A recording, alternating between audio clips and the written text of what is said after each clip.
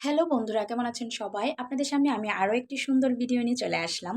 তো গত একদিন আগে আমি আপনাদের সাথে শেয়ার করেছিলাম আমার হাতে বানানো একটা গলার সেট।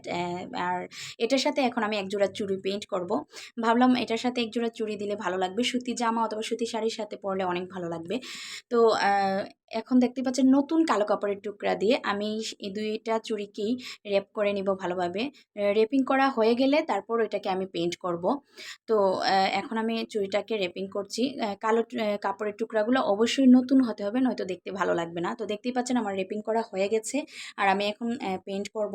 আমি সাদা কালারের ফেব্রিক কালার এবং এই সবুজ কালারের ফেব্রিক কালারটা দিয়ে পেইন্ট করব, যাতে আমার গলার যে সেটটা এটার সাথে মিলে যায়। আর আমি ছোট, ছোট করে একটু পেইন্ট করে নিচ্ছি। পেইন্টিংটা যেন গলার সেটটার সাথে মিলে যায় সেভাবেই পেইন্টিংটা করতেছি। তো আমি খুব ভালো একটা পেইন্ট করতে পারি না। আমার মন যা চায় আমি তাই আঁকাঝোঁকা করি। ফ্যান্টাসি বলতে পারেন। আমার ইমাজিনেশনে যা আসে আমি তাই করি।